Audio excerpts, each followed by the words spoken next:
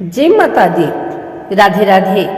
आइए सुनते हैं मासिक दुर्गा अष्टमी की व्रत कथा। पौराणिक मान्यताओं के अनुसार प्राचीन काल में असुर दंभ को महिषासुर नाम के एक पुत्र की प्राप्ति हुई थी, जिसके भीतर बचपन से ही अमर होने की प्रबल इच्छा थी।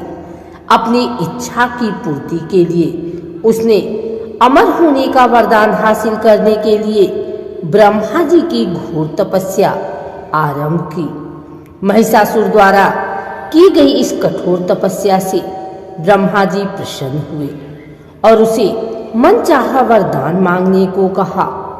ऐसे में महिषासुर, जो सिर्फ अमर होना चाहता था, उसने ब्रह्मा जी से वरदान मांगते हुए खुद को अमर करने के लिए उन्हें बाध्य कर दिया।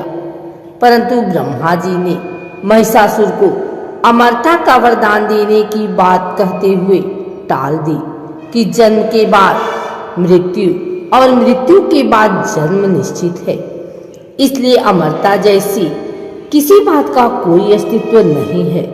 जिसके बाद ब्रह्मा जी की बात सुनकर महिषासुर ने उनसे एक अन्य वरदान मांगने की इच्छा जताई और कहा कि ठीक है स्वामी, यदि मृत्यु होना तय है तो मुझे ऐसा वरदान दे दीजिए कि मेरी मृत्यु किसी स्त्री के हाथ से ही हो।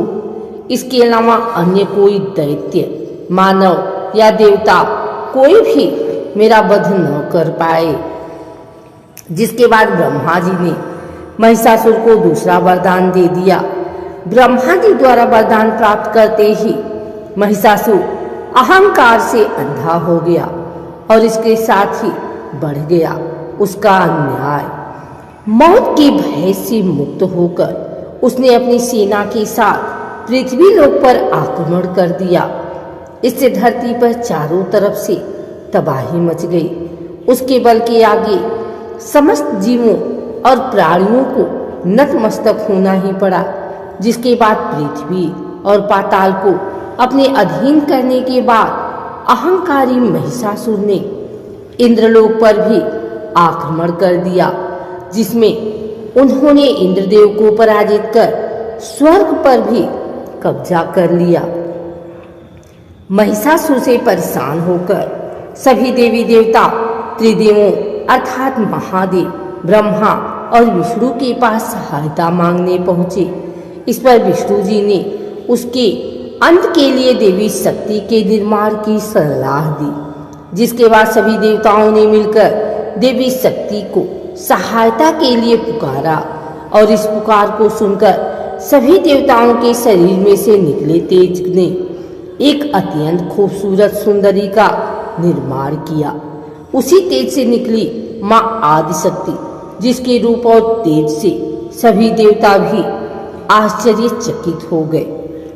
त्रिदेवों की मदद से निर्मित हुई देवी दुर्गा को हिमवान ने सवारी के लिए सिंह दिया और इसी प्रकार वहां मौजूद सभी देवी देवताओं ने माँ दुर्गा को अपने एक एक अस्त्र शस्त्र सौंपे और इस तरह स्वर्ग में देवी दुर्गा को इस समस्या हेतु तैयार किया गया। माना जाता है कि देवी का अत्यंत सुंदर रूप देखकर महिषासुर उनके प्रति बहुत आकर्षित होने लगा और उसने अपने एक दूत के जरिए देवी माँ के पास विवाह का प्रस्ताव तक पहुंचाया। अहंकारी महिषासुर की इस ओछी हरकत ने देवी भगवती को अत्यधिक क्रोधित कर दिया। जिसके बाद ही माँ ने महिषासुर को युद्ध के लिए ललकारा। माँ दुर्गा से युद्ध की ललकार सुनकर ब्रह्मा जी से मिले वरदान के अहंकार में अंधे हो चुके महिषासुर उनसे युद्ध करने के लिए तैयार भी हो गया।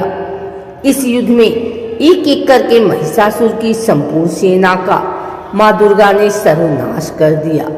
इस दौरान माना ये भी जाता है कि ये युद्ध पूरे 9 दिनों तक चला, जिस दौरान असुरों के सम्राट महिषासुर ने विभिन्न रूप धरकर देवी माँ को छलने की कई बार कोशिश की, लेकिन उसकी सभी कोशिश आखिरकार नाकाम रही और देवी भगवती ने अपने चक्र से इस युद्ध में महिषासुर का सिर काटते हुए उसका वध कर दिया।